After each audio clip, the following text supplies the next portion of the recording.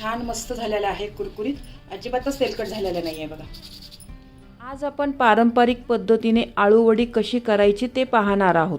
Recipe नेहमीप्रमाणे खूप साधी व सोपी आहे।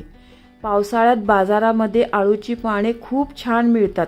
श्रावणात, गौरी गणपतीला, श्राद्धात आळूवडीला विशेष मान आहे। वडी तेलकट होऊ नये म्हणून मी यामध्ये एक वेगळी पद्धत वापरलेली आहे, तुम्हाला नक्कीच आवडेल।